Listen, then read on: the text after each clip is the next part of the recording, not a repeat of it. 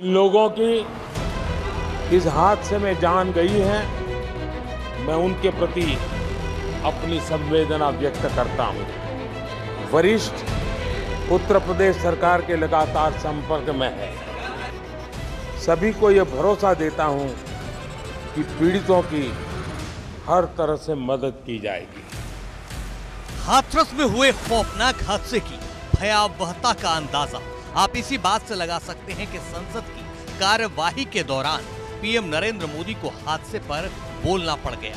PM Modi ने संसद में इस बात का भरोसा दिया है कि हादसे के पीड़ितों की हर संभव मदद की जाएगी। यूपी के हाथरस में जो भगदड़ हुई, उसमें अनेकों लोगों की दुखद मृत्यु होने की जानकारी आ रही है।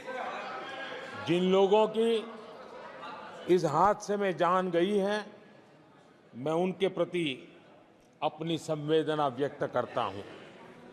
मैं सभी घायलों के जल्द से जल्द ठीक होने की कामना करता हूं। राज्य सरकार की देखरेख में प्रशासन राहत और बचाव कार्य में जुटा हुआ है।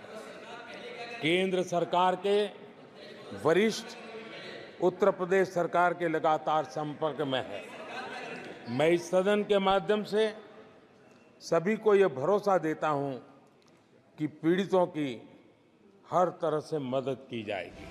संसद में शोक संवेदना जताने के बाद पीएम मोदी ने यूपी के सीएम योगी आदित्यनाथ को भी फोन लगा दिया। फोन पर दोनों नेताओं की बातचीत हुई और हादसे की घटना की पूरी जानकारी पीएम मोदी ने सीएम योगी से ली। इधर उत्तर प्रदेश की योगी सरकार ने त्वरित एक्शन लेते हुए पूरे सरकारी अमले को एक्टिव कर दिया है। डीएम से लेकर मंत्री तक सभी एक्शन मोड में आ चुके हैं। इसकी परमिशन एसडीएम साहब द्वारा दी गई थी और इसमें एक प्राइवेट आयोजन था जिसमें कि पूरी ड्यूटी कानून व्यवस्था और सुरक्षा के लिए लगाई गई थी और इसमें बाकी व्यवस्था जो अंदर की जानी थी वो स्वयं उनके द्वारा की जानी थी। और इस संबंध में उच्च अधिकारी द्वारा एक उच्च स्तर पर एक जांच कमेटी भी गठित की गई है। हमारा फोकस, जिला प्रशासन का फोकस ये है कि जितने भी घायल हैं और मृतक हैं उनको जो भी शासकीय सहायता है और जो उनको इलाज उपलब्ध कराना है वो तुरंत प्राथमिकता पे कराया जाए। हम लोगों को माननीय मुख्यमंत्री जी द्वारा निर्देश दिया गया है कि एक बड़ी घटना हाथरस में घट गई है और मौके पे हम लोग स्थिति का जायजा लेकर के और सरकार के द्वारा जो भी वहां पे उचित निर्णय लेने हैं उसको उचित निर्णय लिया जाए। और हम लोग, क्योंकि घटना काफी लोग इसमें संख्या अभी तक बढ़ती चली जा रही है लगातार। अब सवाल यह है कि जिस बाबा के सत्संग में इतना बड़ा हादसा हो गया वो आखिर है कौन? उसके कहने पर इतनी बड़ी भीड़ इकट्ठा कैसे हो गई?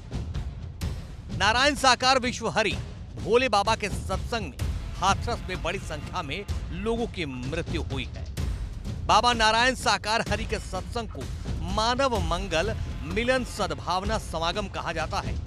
साकार हरि को पटियाली वाले बाबा नारायण साकार हरि के नाम से जाना जाता है। बाबा का इतिहास ये बताता है कि इनके सत्संग में हमेशा ही हजारों की तादाद में लोग आते हैं।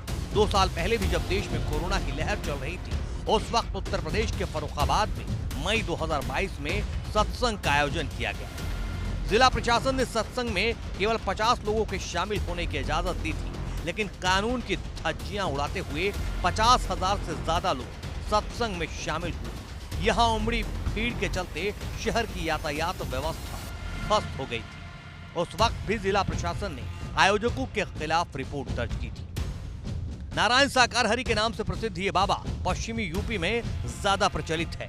3-पीस सूट पहनकर वो भक्तों को मोह माया से ऊपर उठकर ईश्वर की भक्ति में लीन होने का ज्ञान देता है। ऐसे में जानना जरूरी है कि कौन है नारायण साकार हरि।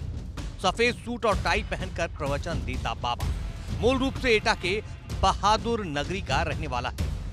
खुफिया विभाग में सरकारी नौकरी करने का दावा करता है। नारायण हरि ने 1990 में नौकरी से इस्तीफा दिया था और नौकरी छोड़ने के बाद साकार हरि अध्यात्म से जुड़ा। कोरोना काल में सत्संग करके ये बाबा चर्चा में आया था। सत्संग में हमेशा पत्नी के साथ मंच से प्रवचन करता है और सत्संग को मानव मंगल मिलन सद्भावना समागम कहा जाता है। नारायण हरि का कनेक्शन सियासत से भी है। कुछ मौकों पर यूपी के कई बड़े नेताओं को साकार हरि के मंच पर देखा जा चुका है। इनमें समाजवादी पार्टी के राष्ट्रीय अध्यक्ष अखिलेश यादव का नाम भी शामिल है।